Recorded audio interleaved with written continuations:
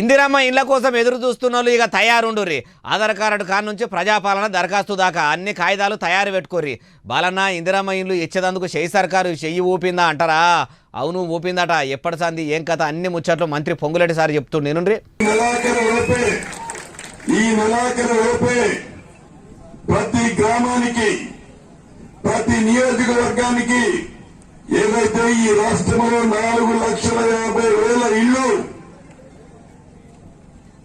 ప్రభుత్వం శాంక్షన్ చేసిందో ఈ 4,50,000 ఇళ్లు మొదటి విడతగా ఈ రాబోయే 4 రోజుల లోపే ఈ రాష్ట్రంలో ప్రతి ఊరికి యుద్ధ ప్రాతిపదిక మీద ఈ ప్రభుత్వం ఇవ్వడానికి సిద్ధంగా ఉంది. ఇన్నరా రెవెన్యూ మంత్రి పొంగులేటి శ్రీనివాసరెడ్డి సార్ ఏమంటున్నాడో?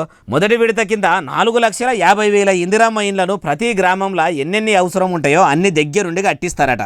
చాలా దినాల సంది ఇల్లు కట్టుకుందామని కళ్ళు కాయలు కాసేటట్టు చూస్తున్నోళ్ళు ఇక మీ కాయిదాలు రెడీగా పెట్టుకోర్రి. సర్కారుకి అప్లికేషన్ పెట్టుకోండి, ఇందిరమ్మ ఇల్లును కట్టుకోండి.